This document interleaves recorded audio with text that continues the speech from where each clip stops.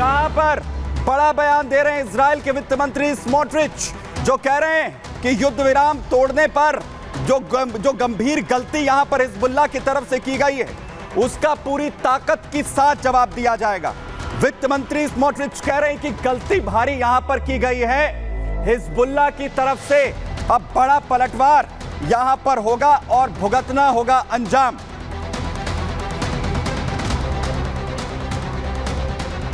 लेकिन अब क्या होगा जब हिजबुल्लाह हमला कर रहा है? नेतन्याहू साफ साफ कह रहे हैं कि जवाब मिलेगा, वित्त मंत्री कह रहे हैं कि कड़ा जवाब यहां पर देंगे। अब आगे क्या होने जा रहा है? और यह कहा जा रहा है कि लेबनान को अब बाइडेन भी नहीं बचा पाएंगे क्योंकि अमेरिका इस शांति समझौते में शामिल था। इजराइल ने सीजफायर समझौते को दरअसल मंजूरी दी थी। नेतन्याहू की सुरक्षा कैबिनेट में फैसला हुआ था, इसे स्वीकार किया गया था।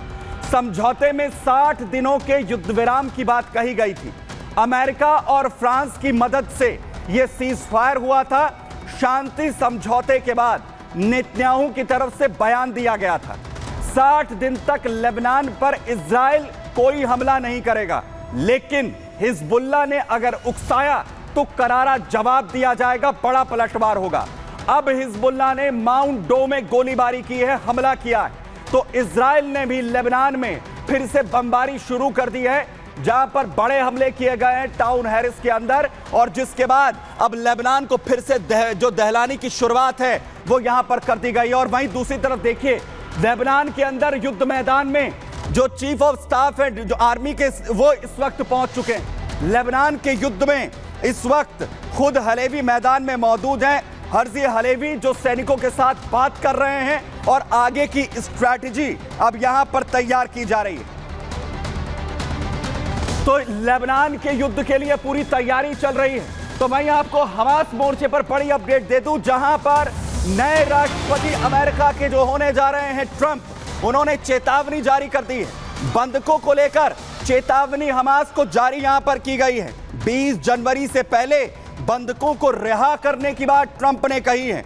उन्होंने कहा कि अगर रिहाई 20 जनवरी तक नहीं हुई तो गंभीर परिणाम हमास को भुगतने होंगे, तबाही मचा दी जाएगी। ट्रंप कह रहे हैं कि जब 20 जनवरी जिस दिन का शपथ ग्रहण होगा उससे पहले अगर हालात को नहीं सुधारा गया तो बड़े हमले होंगे, नतीजे यहां पर भुगतने होंगे। बड़ी बात ट्रंप यहां पर कहते हुए नजर आ रहे हैं। और जिस तरीके से यह बड़ा बयान दिया गया क्योंकि ट्रंप ने हाल ही में बड़ी जीत यहां पर हासिल की है। 3 तस्वीरें आपको दिखाता हूं, 3 तस्वीरें आप देखिए पहले, क्योंकि हाल ही में जहां बड़ी जीत ट्रंप ने हासिल की और उन्होंने बड़ी बात कही कि जल्द ही बंधकों की अब रिहाई हो। हमास के कब्जे में अभी भी 100 से ज्यादा बंधक हैं जिन्हें छुड़ाने की बात यहां पर ट्रंप की तरफ से कही गई है। और वो साफ तौर पर यह कहते हुए नजर आ रहे हैं कि अगर नहीं छोड़ा गया तो गंभीर जो परिणाम है उसे भुगतने के लिए तैयारी यहां पर कर ले हमास। बड़े हमले किए जाएंगे और तबाही जो है उसके लिए भुगतनी होगी हमास को। और वक्त जो है वो 20 जनवरी का तय यहां पर कर दिया गया है। क्या कह रहे हैं ट्रंप, आपको बताता हूं। दरअसल ट्रंप कह रहे हैं कि हर कोई बंधकों के बारे में बात कर रहा है जिनके साथ मध्य पूर्व में बेहद हिंसक तरीके से सलूक हो रहा है, जिनके साथ व्यवहार जो है वो गलत तरीके से हो रहा है, लेकिन सिर्फ बात हो रही है, इस पर किसी भी तरीके का एक्शन नहीं हो रहा है। लेकिन सच्चाई यह है कि सभी को जान लेना चाहिए कि अगर बंधकों को 20 जनवरी तक यानी 20 जनवरी 2025 तक रिहा नहीं किया गया तो मिडिल ईस्ट में तबाही मच जाएगी, भयंकर परिणाम इसके होंगे और उन लोगों पर जो सख्त एक्शन है वो लिया जाएगा जो लगातार मानवता के खिलाफ ये अत्याचार इन लोगों के साथ कर रहे हैं। साथ ही साथ ट्रंप ये कह रहे हैं कि जिन लोगों ने ये किया है उन्हें अमेरिका के इतिहास की सबसे बड़ी सजा दी जाएगी, यानी सबसे बड़ी तबाही लाने की बात ट्रंप यहां पर करते हुए नजर आ रहे हैं। और ट्रंप ने यह साफ तौर पर चेतावनी जारी कर दी है कि 20 तारीख तक जो भी करना है वो करो, यानी जो हमास ने बंधक बनाए हैं उन्हें जल्द से जल्द रिहा यहां पर किया जाना चाहिए। बहरहाल आगे बढ़ रहा हूं युद्ध के अगले मोर्चे और सीरिया के हालात आपको यहां पर बताने जा रहा हूं, क्योंकि सीरिया में जंग भड़की और अब इसमें रूस और तुर्की कूद पड़े, क्योंकि रूस की तरफ से सीरियाई फोर्सेस के समर्थन में बड़े हमले लगातार एक के बाद एक किए जा रहे हैं। बड़ी स्ट्राइक यहां पर की जा रही है, बड़ी जो तस्वीरें हैं वो सामने आ रही और इसके पीछे साथ ही विद्रोही गुटों के लिए, क्योंकि बड़े आरोप लगातार असद सरकार की तरफ से लगाए गए हैं कि तुर्की यहां पर लगातार खड़ा हुआ है। सबसे पहले तस्वीरों के साथ शुरुआत यहां पर कर रहा हूं। तस्वीरें आपको यहां पर दिखाता हूं, क्योंकि भिड़ंत लगातार लड़ाकों के बीच में और सीरिया फोर्सेस के बीच में चल रही है। गोलीबारी जबरदस्त, एक दूसरे पर पलटवार की ये तस्वीरें सामने आ रही।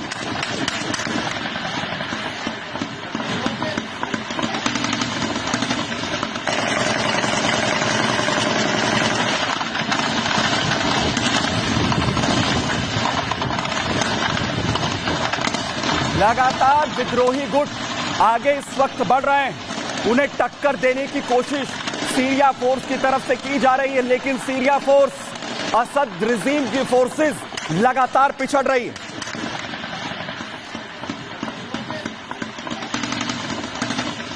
लगातार सीरिया फोर्सेस को इस वक्त मुंह की खानी पड़ रही है। वहीं दूसरी तरफ विद्रोही जो पकड़े जा रहे हैं, असद के सैनिक जो हैं, विद्रोही असद के सैनिकों को यहां पर पकड़ ले रहे हैं। यह हालत यहां पर हो जा रही है। जहां जहां पर भी जिन जिन जगहों पर विद्रोही गुट हावी हो चुके हैं, न सिर्फ असद रिजीम की फोर्सेस को वापस भागना पड़ रहा है, बल्कि जो सैनिक हैं उन्हें भी पकड़ा जा रहा है।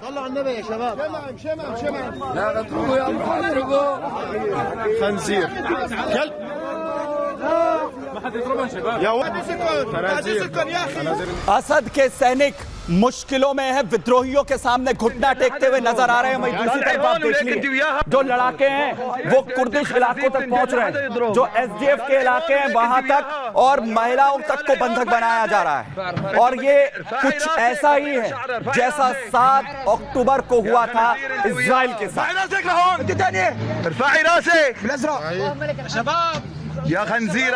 लड़ाके कुर्दिश इलाकों में भी लगातार घुस रहे हैं। और वहीं दूसरी तरफ देखिए, रशिया लड़ाकों के खिलाफ, विद्रोही गुटों के खिलाफ इस वक्त मैदान में बड़े हमले एक के बाद एक किए जा रहे हैं। ये एक अस्पताल की तस्वीर आपको दिखा रहा हूं। एयर स्ट्राइक, बड़ी एयर स्ट्राइक रूस की तरफ से।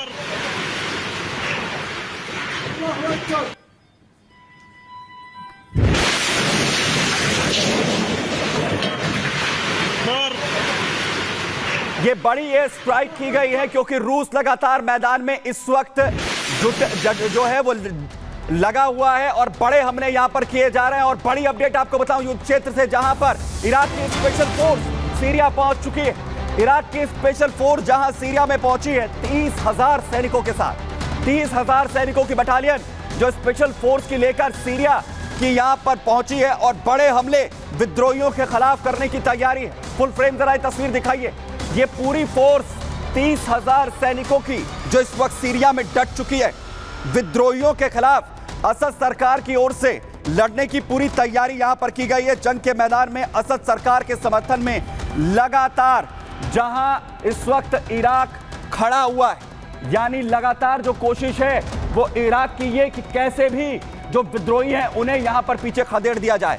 लेकिन इस वक्त सीरिया का नक्शा आखिर कैसे बदलता हुआ नजर आ रहा है, मैं आपको तस्वीर दिखाता हूं। दरअसल ये नक्शा देखिए, ये पूरा सीरिया का मैप, जिसमें ये आप जो ग्रीन कलर का आप मैप देख रहे हैं, ये असद रिजीम का ये पूरे का पूरा इलाका है। वहीं दूसरी तरफ अलेप्पो और इदलिब, जहां से शुरुआत हुई थी इस हमले की, अलेप्पो पर कब्जा हो चुका है, इदलिब पर कब्जा हो चुका है और हमा तक आप देख रहे हैं, जहां तक जो तस्वीर है वो बदलती हुई यहां पर नजर आ रही है।